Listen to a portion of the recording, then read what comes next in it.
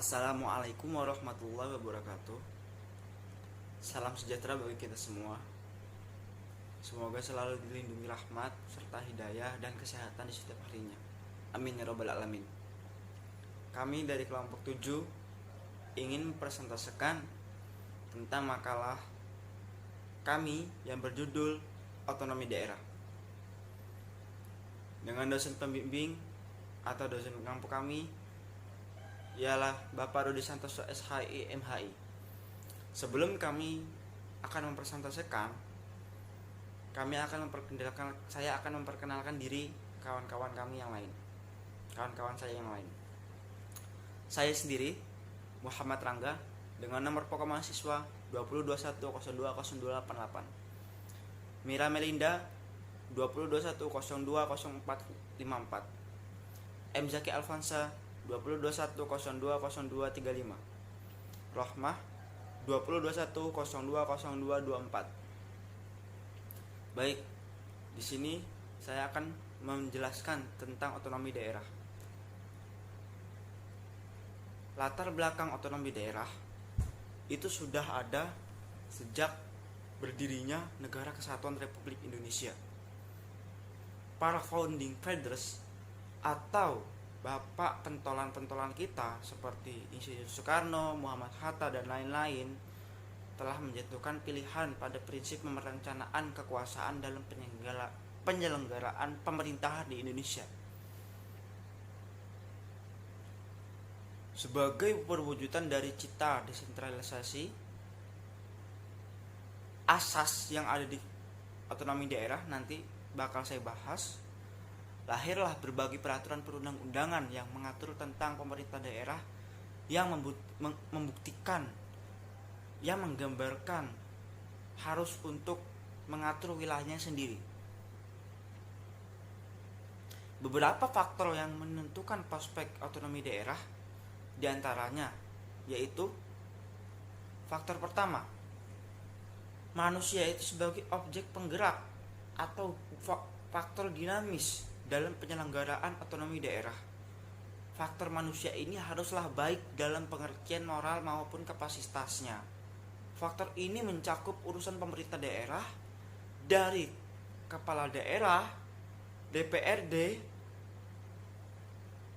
untuk mengatur daerah maupun masyarakat daerah yang merupakan lingkungan tempat aktivitas pemerintahan daerah, dari kepala daerah, DPRD untuk mengatur daerah maupun masyarakat daerah yang merupakan lingkungan tempat aktivitas pemerintahan daerah tersebut. Jadi otonomi daerah itu sistemnya itu ada yang namanya pemerintah daerah, DPRD, dan aparatur daerah maksud saya, dan masyarakat sekitar yang ada di lingkungan aktivitas pemerintahan otonomi daerah tersebut. Daerah itu.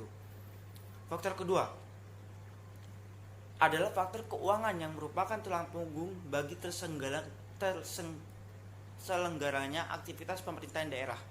Salah satu ciri otonomi daerah adalah terletak pada kemampuan self-supportingnya atau mandiri dalam bidang keuangan. Karena itu, semua wilayah di Indonesia yang menerapkan sistem, bukannya menerapkan sistem, tetapi sudah menerapkan sistem otonomi daerah, ini kemampuan keuangannya itu sangat memberikan pengaruh besar bagi penyelenggaraan pemerintah daerah dimanapun berada, dimanapun tempat yang ada di Indonesia ini. Nah, sumber keuangan daerah yang asli, misalnya pajak dan retribusi daerah, hasil perusahaan daerah dan dinas daerah, serta hasil daerah lainnya yang sah, itu haruslah juga mampu dikontribusikan melalui pemerintah daerah masing-masing setempat. Nah, faktor yang ketiga ialah faktor organisasi dan manajemen. Tanpa kemampuan organisasi dan manajemen yang memadai, penyelenggaraan pemerintahan tidak dapat dilakukan dengan baik, efisien, dan efektif. Oleh sebab itu, perhatian yang sungguh-sungguh terhadap masalah ini dituntut dari penyelenggaraan pemerintah daerah. Bukan berarti di sini kita sudah jelas yang dimaksud dari faktor organisasi dan manajemen. Semua apapun di Indonesia, pergerakan atau perjalanan atau yang mau didirikan suatu organisasi atau pemerintah atau apapun itu, semua harus terorganisir, semua harus detail, semua harus ada. Dari contoh misal dari struktur bagian pemerintahannya, dari struktur, semua harus detail, semua harus ada. Dari contoh misal dari struktur bagian pemerintahannya, dari struktur DPRD-nya ataupun bagian-bagian tokoh adat masyarakat apapun itu harus terorganisir, harus detail, harus dijelaskan semuanya. Nah, maka itu sejarah perkembangan otonomi daerah membuktikan bahwa keempat faktor ini yang saya sebutkan tadi masih jauh dari yang diharapkan. Maksudnya masih jauh dari faktor yang diharapkan itu, kalau bisa semua daerah yang menerapkan otonomi daerah di Indonesia ini harus menerapkan apa yang saya sebutkan di dalam 4 faktor tersebut. Di Indonesia ini masih belum sepenuhnya semuanya, tetapi paling emang ada dari provinsi yang lain sudah menerapkan benar-benar betul-betul dia menerapkan otonomi daerah. Karena otonomi daerah masih menunjukkan sosoknya yang kurang menggembirakan. Sebab apabila kita ingin menentukan merealisasi cita-cita otonomi daerah, maka pembenahan yang kita perhatikan sungguh-sungguh perlu diberikan kepada 4 faktor di atas. Maka daerah itu, saya sudah bilang tadi, maka daerah itulah otonomi daerah harus benar-benar dikembangkan lebih masuk akal lagi. Baik, saya akan melanjutkan bab selanjutnya, yaitu tentang otonomi daerah secara singkat. Otonomi daerah itu diambil dari kata demon dan otos dan demon. Otos itu berarti mandiri dan demon itu artinya perundang-undangan atau asas. Jadi di sini disebutkan demos dan kratos, otos dan damos. Kewenangan atau kebijakan untuk mengatur wilayah sendiri yang diserahkan oleh pemerintah daerah itu sendiri.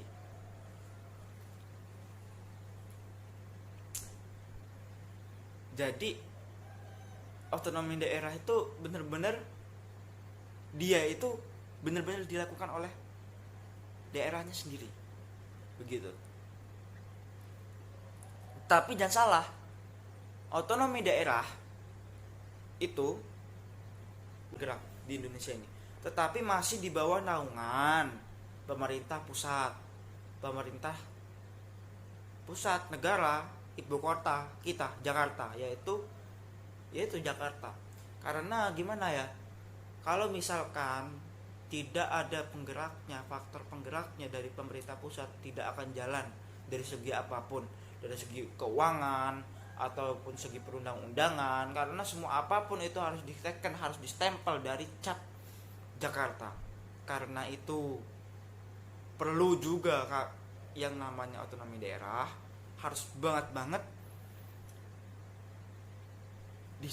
didorong, pemerintah pusat memberikan, mengasihi. Nah, per daerah masing-masing lah akan mengembangkan lebih lanjut lagi, begitu. Jangan salah loh ya. Nah, dalam otonomi daerah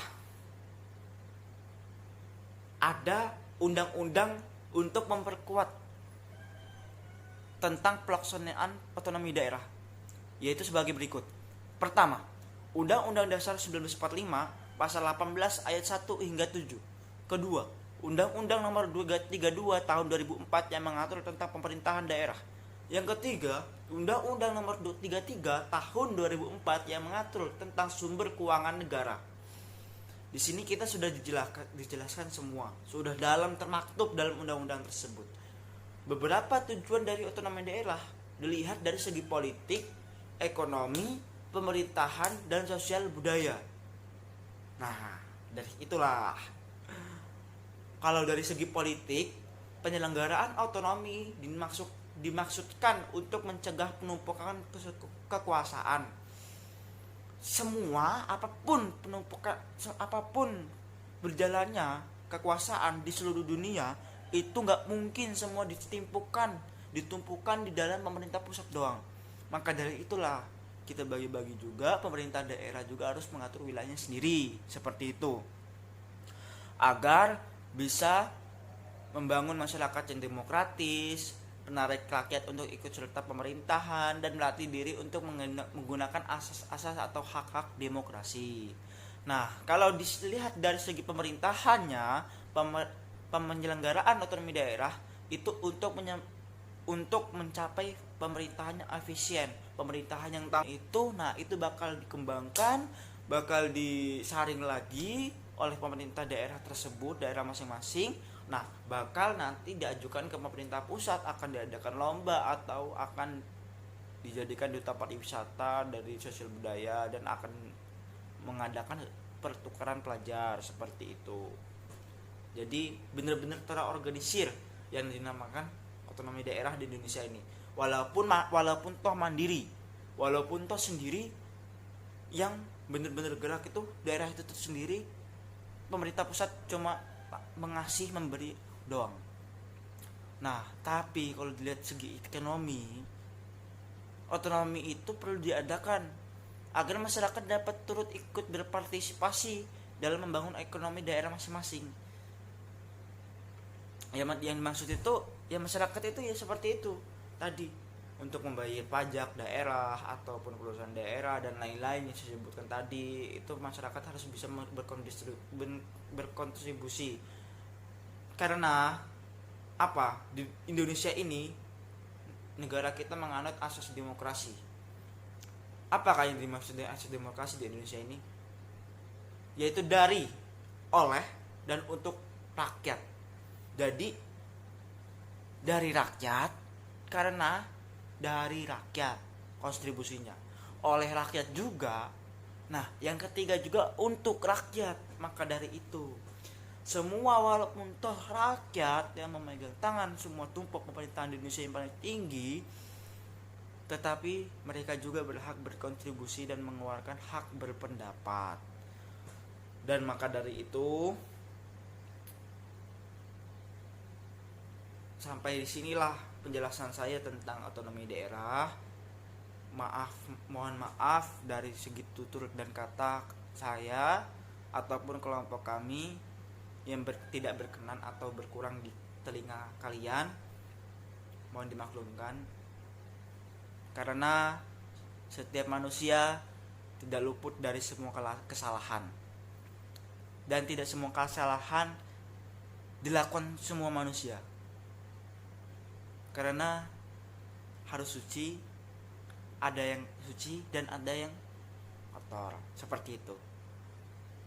Baik, maksud dari kami seperti itu. Apabila kurang lebihnya mohon maaf. Wabillahi wali taufiq wal hidayah. Wassalamualaikum warahmatullahi wabarakatuh. Merdeka.